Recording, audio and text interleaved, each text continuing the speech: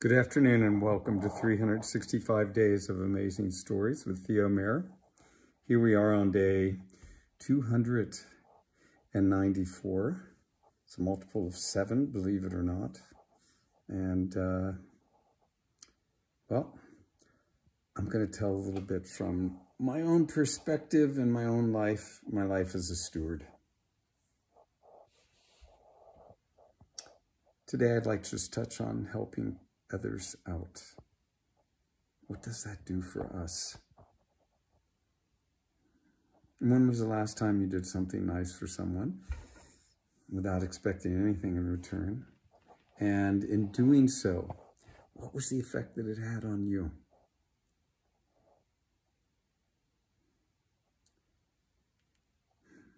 I can think of no better feeling than when we do something, when we're given the opportunity to do something for others, to help them in some way that they were never expecting. Allowing that to sink in and become this truly life-filling gift. Why do I want to talk about that today? Why do I want you to think about that today? One, because I think it can make every difference in this world that we're living in, to give freely with no expectations of something in return. But I had the opportunity to do that today, and it just reminded me of how good it feels to be in that position. In fact, it happened more than once today. I've talked about being in service, and of course, that is sort of being in service. And I truly believe that when we are in service, that it is the best way to nurture not only ourselves, but the world as a whole.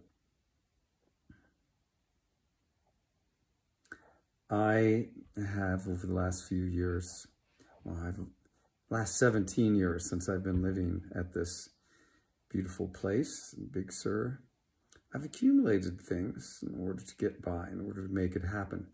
When I first bought this property, it came with a rackety, rinkety old generator that you had to wrap a rope around in order to make it start, pull on the rope, hoping that it didn't pull you back into the generator as it began.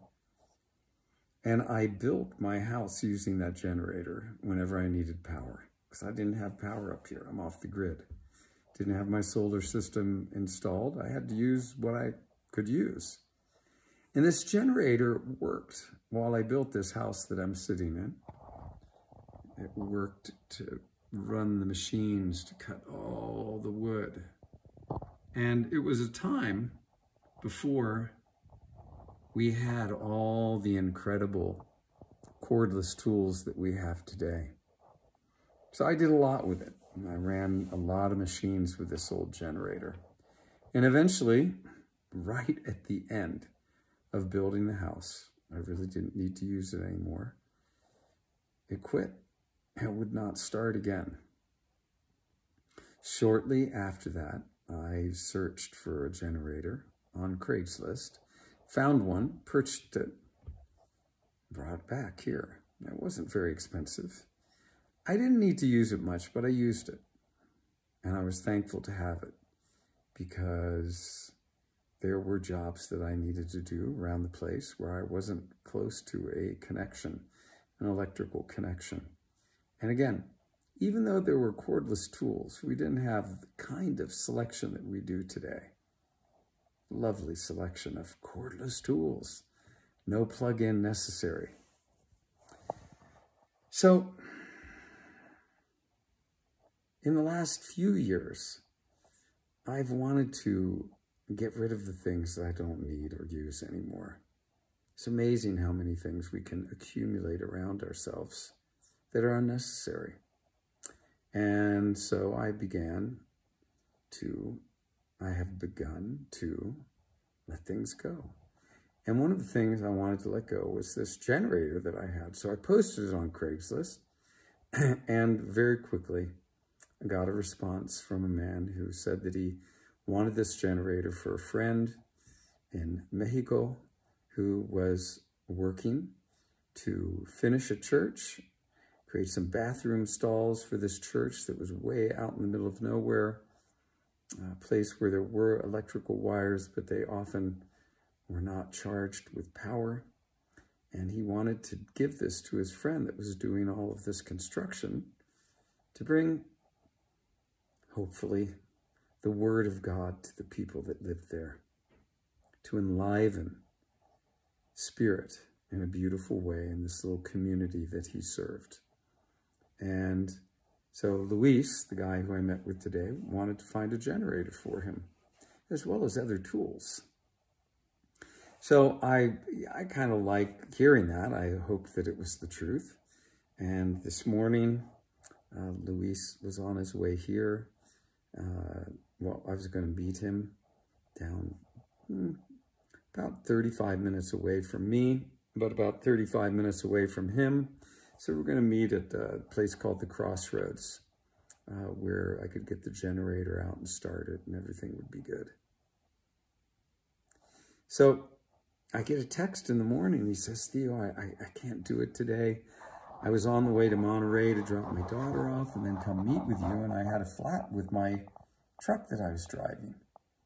I said, Luis, you know, let's make this happen. Come on. You know, it's like, if you need me to come help you, I can bring a jack, tools. Do you have a spare tire? And he texted me back and he said, wow. He said, I'm actually near Castroville. And this was pretty early in the morning, before 8 a.m. And there in Castroville, at the exit that he was at, there's Castroville Tire. Unfortunately, they were closed at that point in time. But he said, I'm at Castroville Tire, and I think I can take care of this. And if you're willing to meet a little bit later, that would be fine. He says, I do have a spare, but my wife is coming with my other truck. And so I'll be able to get to Carmel at 8:45 in the morning. I said, okay, great. I'll see you there. But he said, I want to thank you so much for offering to help me out. What does this do? Here's a stranger. I've never met him. I don't know if this story is completely accurate, but, you know, I'm trusting that it is. And he has a problem. If it was a friend of mine, I'd go help out a friend of mine. But I've made a friend by offering to help this man out that had a problem. And my offering to come to where he was to help him opened his heart. How could it not?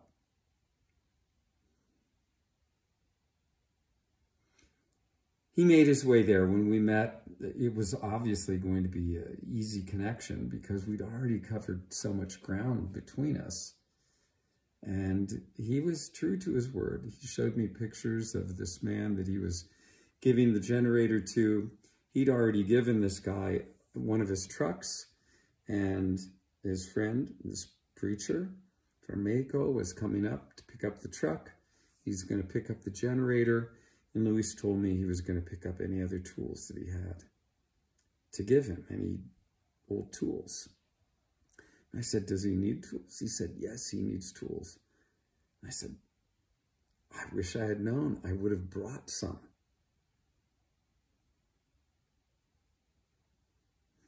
Giving upon giving. I have an old Sawzall. Very old. I'd be so delighted to pass it on to someone who could use it. And here's an opportunity to do just that. How do I feel?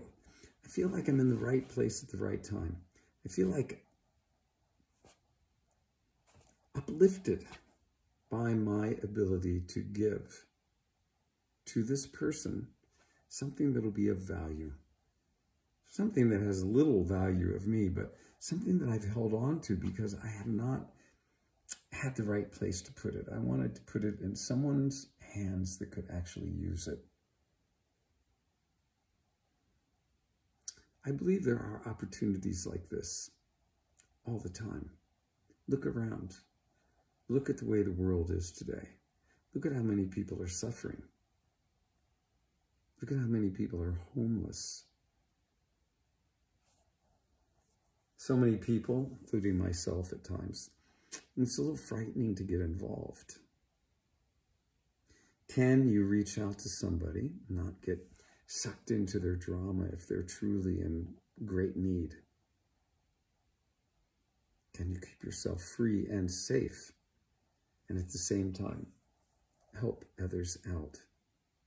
And I believe somehow the answer is yes. I think if you have that desire and that will, that Spirit will find a way to fulfill your desire to help others out. And I want you to think about the times that you have done this in your life and how it makes you feel. I believe this is why we are here. Not to greedily hoard money. Not to try our darndest to hang on to whatever we can.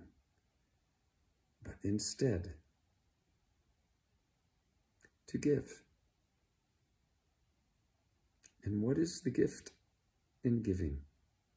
But the giving itself. Yes, for the other person, it's a gift to receive. How often we have done that as well. How often we've been conditioned to think that this is such an important part of our lives, to receive on our birthdays, Christmas, Easter, Thanksgiving. Special gifts from our friends and family when they travel somewhere. Well, we deserve it. We deserve to be constantly getting things from others, gifts. I would say it's far more delightful. It's a far better feeling to actually be the gift giver than the gift receiver. A friend of mine used to say, a gift is not a gift until it is given. Not received, but given.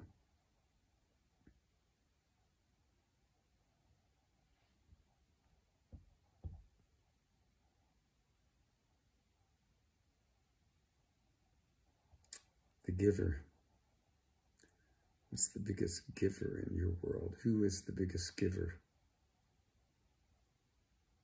If I looked around at the most selfless giver I can imagine,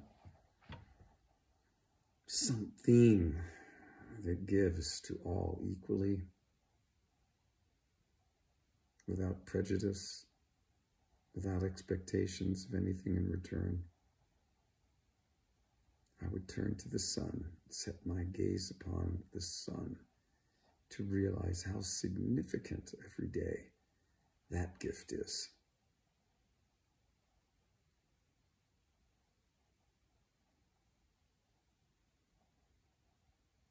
Okay.